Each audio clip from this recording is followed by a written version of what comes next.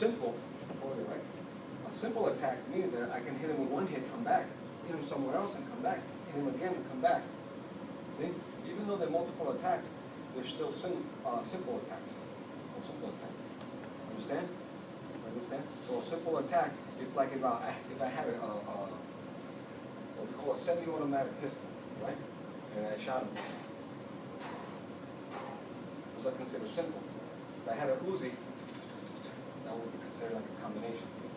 You understand that? So, but when you have single, you have a little derringer with one bullet. And you got one shot. That's it. Now you got to run and do something else. That would be simple. That? Well, that would be... That would be a single if you only have one bullet. Whereas you can have 6 bullets in this. And they're all simple attacks. You understand? So I can do simple attack to the face and return, and do simple attack to the leg, and do a simple attack to the body, and they're all still simple attacks because I hit and return. See? You understand that? So I hit and return, so it became a simple attack. Okay? Now, if I see that he has a great guard, okay, I don't necessarily have to attack him straight on. Okay? Because this is what's, you know, if a burglar's trying to break into the house, and the door has like 6 locks. You know, he's trying to break in, has beautiful locks, and he can't break the door. Meanwhile, you have 2 glass windows over here. You know, why are you bothering with the door? Windows is easier, right? So if he has a great defense, and I'm over here attacking, and I can't get in on a simple direct, I can always angle on him and kick him or punch him on a simple angle attack. You understand? The simple angle attack comes with footwork. Now again, when I looked at some people teaching single angle attack, they would teach that you turn your torso like this, hit here, which goes against Jeet Kune Do principle. You never move your torso this way because you're over your knee, so it means you're off balance. Okay? You let footwork angles. Okay? So footwork is what's allowing me to go into your center line now to attack him. And now I can attack him with a simple attack, follow up by combination. You understand that? Okay. So this is why we have a simple direct, simple angle attack. Okay. And then we have attack by combinations. All right. Which now means you can use the leg and the hands. All right. And then progressive indirect attack. What is that? PIA. Anybody want to take a guess? That's what, Yes. fake. Fake? Okay. Fake? And you said fake? Yeah. Fake and feint. What's the difference? Well, I know you know. Anybody else? Okay, Charlie. well, a feint is actually when you're moving your arm physically, or actually showing that you're going to hit them. A feint is more just a kind of a flick, a pinch, a little lesser of a feint. Yeah, so the fake is basically a fake technique. You know, Bruce Lee has nice words for these. He calls it an uncommitted thrust. You know, you just throw in your hand, it's uncommitted. It's just going out there to draw a reaction. Okay? Fake technique. A feint is the body moving gesture. So for example, if I throw a fake palm hook, I'm just throwing my hand out there with no power or anything. I'm just throwing it out there to get him to react to that. But if I just move my shoulder, that's a feint. Okay? So the feint is what we call, the next word that people don't understand. The feint gives you there's a lot of broken rhythm in the feint. When you hear broken rhythm, it's this guy right here. Which means, Charlie, come over here, right? Here. So I'm throwing something for real. You block it, right? Just block it. Block. It's easy blocking. Keep blocking. Keep throwing this, keep blocking. Okay? Now, I throw a fake. He's still blocking it, but I did that purposely, so maybe he can think about that while I come and do something else. If I throw a feint, there's the broken rhythm. So here I am going on a beat, and I just go here, see? He went for it on my feint. Grandpa, how are you? Grandson. The future of JKD. Okay, so the feint is broken rhythm. Everybody understand that? Broken rhythm. The feint is a fake technique. All right? Now, if you notice, guys, I put this in a certain order. Okay? There's a reason for that. The 5 ways of attack follows an order. Okay? You put the simple first, combination second, progressive to direct attack third. Alright? So what happens here? Here you are throwing simple attacks. Okay? Come on, right? Here I am shooting simple attacks. You just block, right? I'm throwing simple attacks and he's blocking, or kick, blocking. Okay? And then suddenly, I see that my simple attack may not be landing. Okay? I have strategies to land a simple attack too. I can also, remember, I can also angle. Let's see, one of my surprise. See? Because I angle, right? And there you are in front of him. He just got kicked in the groin. You didn't even see that. So kicked in the groin. Okay, so I'm just throwing a regular simple attack. I can come out here too. See? All right? Sometimes when you catch somebody by surprise on an angle attack, you move so fast that they don't have time to move their feet. They only move their torso. Yeah, boom. See? You know what? He's off balance now. They move the torso on me. Just pushing forward. Okay? So same thing here. If he's accustomed to the direct attack, and I angle on him, there we go. Okay? And I actually change the tool too. So that's a form of broken rhythm there too, because he's motor set to my hand, and I broke it by angling and using another tool. Remember, I said this is a little heavy because it's strategy and tactics, and that's more for the advanced student, not for the beginners. But when you're using that, you're basically trying to use your brain over the brawn. Okay, so that's simple. Now, when the simple attacks are not landing too well because you have a skilled opponent in front of you, then you resort to attack by combination.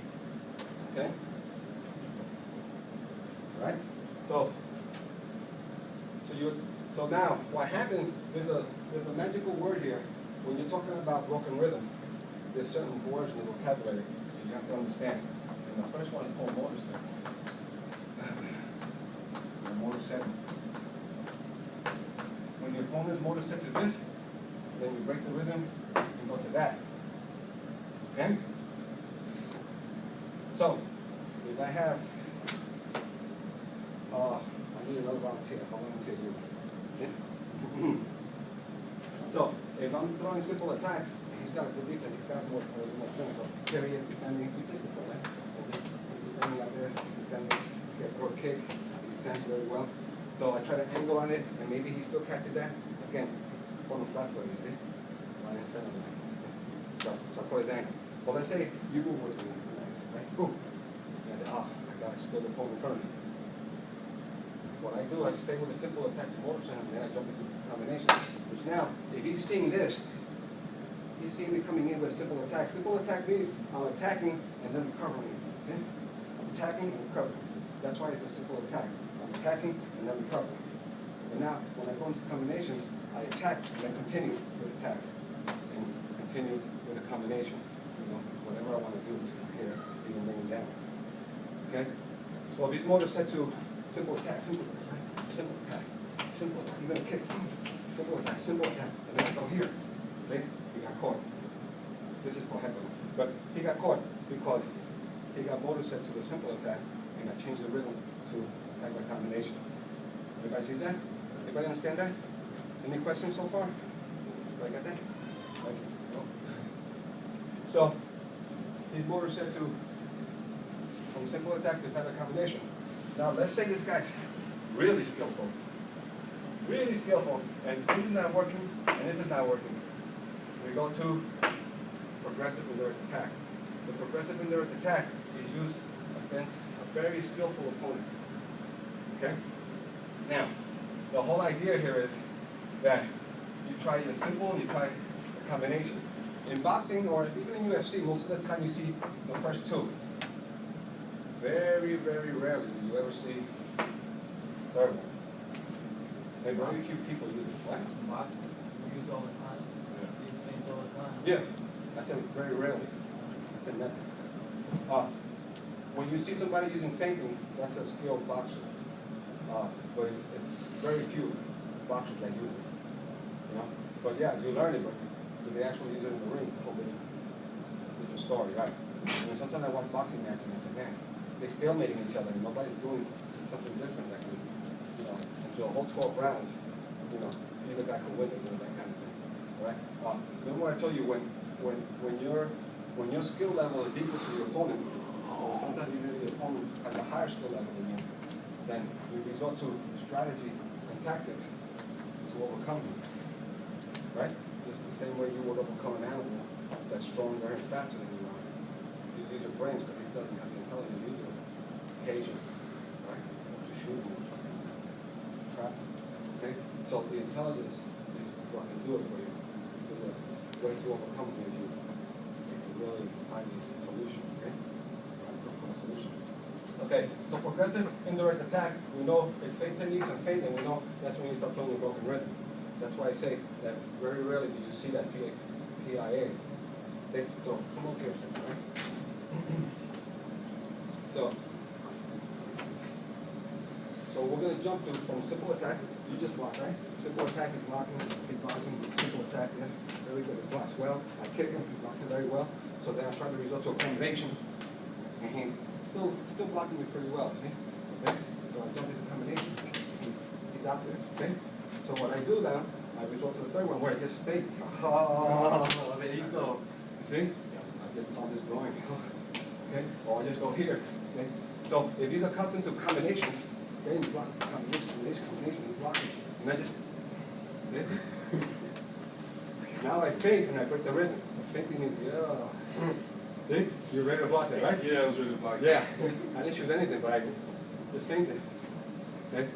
And when I feint, see, he goes on the defense, and then he relaxes. And guess when I attack him? When he's relaxing. So when I go like this, I just got him on the second hit.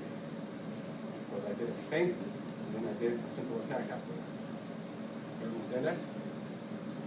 So here I have a skillful opponent in front of me who can block everything I'm shooting at, Blocks the simple attacks, combinations. I said, shit, this guy's good. Just fake him. Threw his whole rhythm off. Okay? So we resorted to PIA. Thank you very much. So see, we don't have to do all of these 5 ways of attacks in order, like you just did from 3 to 1. These should be in order. But just right now, that what you just showed us, you did a feint, which would be the progressive, indirect, and then you went into a simple attack. Yeah. You went from 3 to 1. Right. He's assuming that number 1 and number 2 didn't work at that point. Did 3 just for... Yeah, and then I followed up with 1. Okay. Yeah, so you start using them intermittently. Absolutely. The thing is not to jump into 3, not to start faking at the beginning because you don't want the opponent to know that you can fake them out. Okay? So you want him to, like I said, you want to motor set him so that you can do broken rhythm. And then you motor set him like this. And then he's waiting for this, and then you surprise him with that, and you surprise him with this. Now the other 2, immobilization. I put this hand mobilization because that's actually called immobilization. Okay? Immobilization. Attack. The reason for that is because, yeah, Bruce Lee used to call it hand mobilization, but then he said, wait a minute, if you can do it with the hand, you can do it with the what? Foot, right? You have foot immobilization. You have leg immobilization. You got hair immobilization. Now with the grappling, some guys got good body immobilization. They bring you to the ground, they pin you. Okay? So all these things are immobilization attacks. So why do we need this? Because when we have these 3, depending on how your opponent is reacting to the first, the second, the third, then you can do either the 4th or the 5th. Attack by drawing or immobilization. Okay? So now, one thing I did miss on the progressive attack that I gotta ask you is, why did Bruce Lee call it progressive? In the fencing books, it's just called a direct attack. George. You're progressing towards the target. Yep. So you're gaining distance, right? Yeah. Right. So you're gaining distance, okay? I hope you guys can do my hand right now. Or you will choke. Gaining distance, okay? Gaining distance. Why is it indirect? What are you gaining there? break No? contact.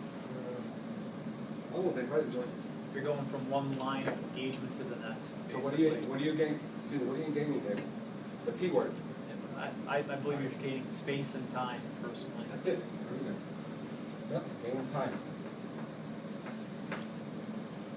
You know, the word progressive was added there for one very good reason. Okay?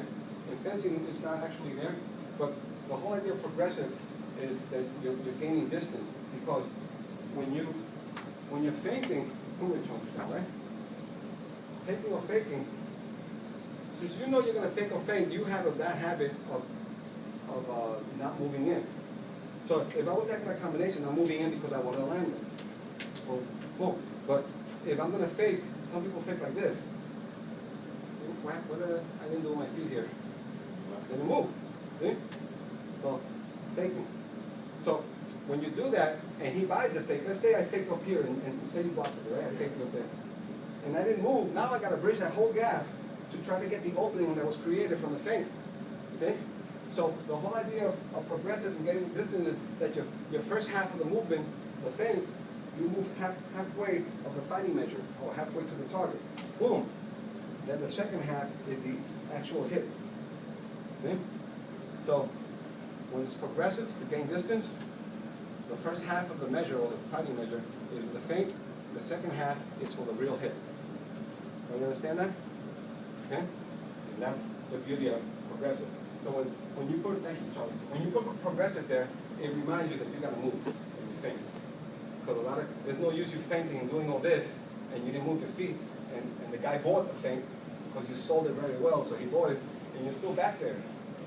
And now you got to try to take advantage of the opening, and you got to get in there, and by that time, the guy already went back to one guard. Okay? Everybody understand that?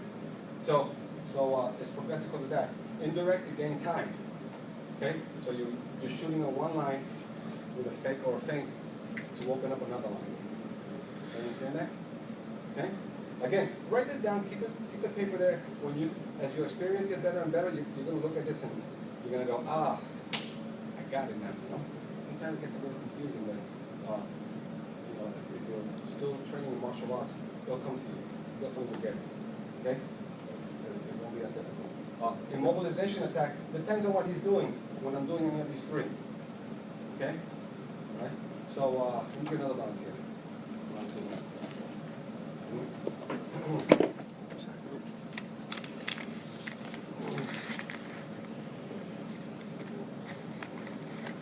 So, I'm doing the simple attacks, very simple attacks, doing combinations. Okay, I fake them, I go and hit them because we went for the feint. Okay, but let's say I decide, okay, I want to do something else to give myself a variety. Because if you do the same thing over and over again, he's going to read you and form a strategy against you. Okay, so no matter how good anything is, you can't do it over and over again. But if the opponent is really good, he's going to say, oh, I got it. Every time he does this, he does that. Now I'm going to do this, but he does it again. So you got to change it up a bit.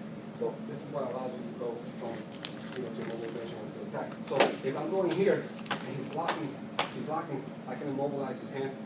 If the basic lopsided pop came in, okay. If he's the guy who's a runner, move back every time going there. Okay. I'll step on. Yeah, there we go. I'll step on his foot, immobilize his foot, and now he tries to move back. He can't move for a second. Just go right in there. Okay.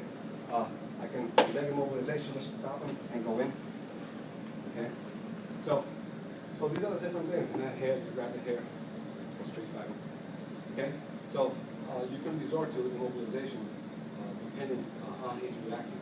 So one of the biggest things with Jeet Kune Do is the big word, JKD, is adaptability. You have to be able to adapt. when you're a total